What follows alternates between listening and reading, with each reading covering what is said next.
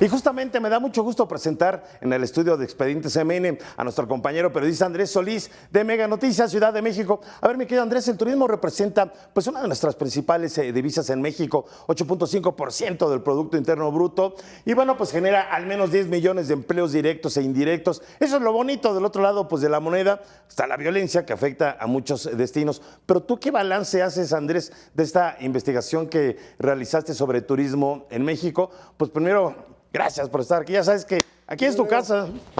Como siempre, un placer saludarte a ti y a toda la audiencia de Expedientes. Y bueno, lo dices de una manera inclusive hasta amable y gentil cuando hablas de cuánto generamos en ingresos y la parte de la violencia. La verdad es que en medio hay todo un matiz de complicaciones, porque México ocupa el 6º lugar a nivel mundial en el top 10 de los países que más turismo atrae. Pero si lo vemos desde el punto de vista del ingreso, México baja hasta el lugar 16. ¿Por qué? ¿Por qué si recibimos tantos turistas, por qué no generamos tanta riqueza? Porque en México el 80% es turismo de playa. Y de ese 80% de turismo de playa, la mayor parte están en el criterio del all inclusive. Todo incluido. Todo incluido. ¿Qué quiere decir esto? Que los turistas llegan a un hotel y de ahí no salen.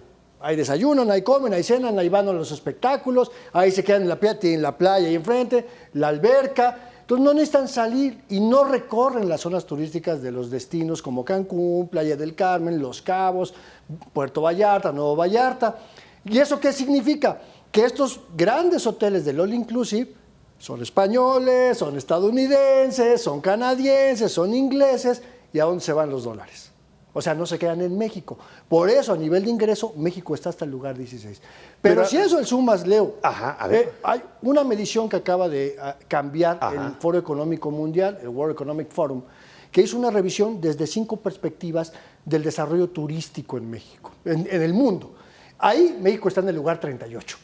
Es decir, bajamos todavía más, aun y cuando ocupa el primer lugar en América, en atractivos naturales y riqueza cultural.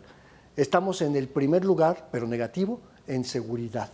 Somos el país más inseguro para el turismo de acuerdo a esta medición y somos un país que no genera atractivo para el modelo de negocios, para la inversión, porque no hay políticas públicas, no hay políticas fiscales, no hay infraestructura suficiente. Tenemos buenos aeropuertos, tenemos buenas carreteras, pero los servicios turísticos dejan mucho que desear. Los lancheros, los que te venden las golosinas, los que te venden las papitas en la playa. No hay ese turismo atractivo de los pueblos mágicos, de los pueblos indígenas. Y tampoco tenemos políticas públicas y modelos de turismo amigables con el medio ambiente. Entonces, por eso México está tan abajo.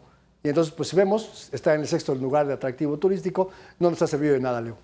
¿Cuál amigable? Pues ahí está el tren Maya, que nos lo vendieron así como la panacea del turismo y finalmente destruyó más de 7 millones de árboles, deforestó unas hectáreas, algunas bastantes hectáreas de la selva, y pues esto finalmente afecta, ¿no? Porque gran dinero, o se quitó dinero al turismo y se invirtió finalmente en megaobras que no están funcionando. Ahí está el AIFA, que le llaman el Chaifa, porque finalmente tiene muy poco turismo, una línea aérea que vuela pues a veces casi con 1 o 2 pasajeros, que es mexicana.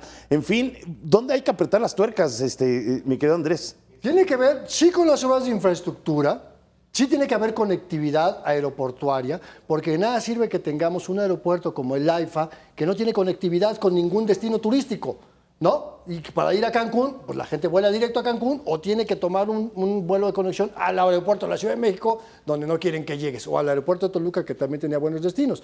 Los trenes siguen apenas recuperando. Es el Tren Maya, pues lo han ocupado 500,000 personas. ¿Cuánto pudieron haber gastado? Ponle 1,000 pesos por pasajero. 500,000, estamos hablando de 5 millones de pesos, ¿no? Bueno, costó 340,000 millones de pesos. Más de 500,000 millones de pesos. Todavía no alcanza ni siquiera a recuperar en el costo del boletaje, y nos vamos a estar a claro, empezó apenas en diciembre. Pero hay otro tema importante, Leo. El 50% de los millones de empleos que genera el turismo, el 50% son empleos mal pagados, donde el 30% de esas personas que trabajan en el sector turístico, ¿qué crees? Tienen primaria. 20% tiene secundaria. Y entonces si tenemos ¿por qué? Porque son los meseros, las afanadoras, los que limpian las albercas, ¿no? Entonces no hay incentivos para que la gente diga, sí me conviene trabajar en el sector turístico. Y entonces si el gobierno mexicano no regula tampoco el mercado laboral del sector turístico, pues no va a haber, por muchos trenes mayas que quieras construir en el país, pues gente que quiera seguir trabajando. Y si vemos que la mayoría de los destinos de playa, el 80% de las ciudades que están en destinos de playa, Cancún, Playa del Carmen, Acapulco, lo que queda de Acapulco, el 80% de esa población vive del turismo, con salarios malos, con malas condiciones profesionales, con pues los taxistas, este tipo de cosas. Entonces, ¿qué tiene que hacer el gobierno? Muchísimo. Muchísimo, que con megaobras no va a ser suficiente. ¿Y a poco crees que hay una real preocupación del gobierno por rescatar el turismo? Porque una cosa es el discurso, pero otra cosa finalmente son los hechos. Al menos en el sexenio anterior, pues creo que es uno de los gobiernos que menos promoción hicieron turística de nuestro país. Y bueno, luego pues vino la pandemia, que evidentemente pues también nos afectó. ¿Pero tú crees que realmente existiera una preocupación por la cuestión turística en nuestro país? Bueno, la administración anterior desapareció ProMéxico. Tú recordarás que era esta asociación público-privada que se encargaba de hacer promoción del país, de los destinos turísticos y las inversiones en las embajadas de México en el extranjero. Al desaparecer ProMéxico, por el expresidente decía que eran corruptos. Bueno, ok, había corrupción, sí, por supuesto, pero no crearon nada nuevo, no generaron una política pública distinta. Ahora, el gobierno actual, que le apuesta a la infraestructura ferroviaria y va a haber inversión millonaria, que todos hay que mantener lo que ya está, pero no hay una política de fomentar. Si la presidenta dice que ella es ambientalista, pues no vemos que haya promoción, por lo menos hasta ahorita, con el turismo sustentable, el turismo medioambiental, el turismo de aventura, que es lo que puede empezar a generar otro tipo de satisfactores y no solamente tener ese turismo de playa donde la gente no gasta dinero. A ver, ¿cuál es, nada más por curiosidad, tu destino, mi querido Andrés, favorito turístico en México? Y si sigues yendo, ya no vas, ¿o por qué?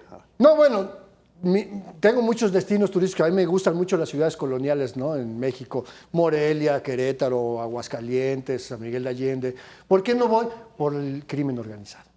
Porque de los 2.446 municipios que hay en México, en 1820 hay presencia de por lo menos un grupo criminal. Es decir, en 3 de cada 4 municipios de México hay grupos criminales. ¿Qué significa eso? Que ellos imponen al jefe de la policía, imponen al secretario de obras, al que cobra. Y entonces no se trata de que agredan al turismo, pero extorsionan a los prestadores de servicios turísticos. Y cuando un prestador de servicios turísticos, taxistas, vendedores, tienen que pagar cuota, lo impactan en los precios de sus bienes y sus servicios. Y entonces el turismo no lo va a pagar. Pues tú recordarás que era pues típico un fin de semana irnos decíamos, a un Cuernavacazo, ¿no? Finalmente, ¿no? Nos quedamos pues muy cerca para los capitalinos. O algún fin de semana, pues vámonos a Acapulco, digo, pues también ya con la autopista del Sol y todo, pues que hacíamos 3 horas y media, un poco de tráfico, a lo mejor 4 horas, pero ya en esos lugares ya da, como dicen, mello. O sea, ir a Cuernavaca, donde finalmente el crimen organizado pues está a todo y que incluso los habitantes de Cuernavaca, pues ya, yo he platicado con algunos, hasta miedo les da salir de su casa a ciertas horas, dependiendo del sector obviamente de la ciudad. Acapulco, bueno, a mí una vez, que la última vez que fui estaba corriendo en el malecón y me tocó una balacera. Ahí me metí en el primer edificio y todavía me dice al portero, pásale joven, ya estamos aquí acostumbrados, pero usted pase. Bueno, y van a normalizar eso es terrible. Es terrible la normalización de la violencia que viven estos destinos turísticos, pero con eso también incrementa la inseguridad en las carreteras, porque para llegar a muchos destinos, si no es por avión, es por carretera, y las carreteras no hay seguridad pública. Bueno, ojalá vayan mejorando las cosas. Yo trato de ser positivo, pero bueno, también hay que ser realista. ¿Me quedo, Andrés? Mi querido Leo. Ay, si vas a la playita, pues ahí nos traes un coco. Pues cuídese, por favor. La cobertura del huracán Otis no voy a la playa, así que bueno, vamos a ver. Venga, gracias, mi querido Andrés Solís, por haber estado con nosotros nuevamente en Expedientes Amene. Y nosotros vamos a la sección Cuentos sin Cuentas.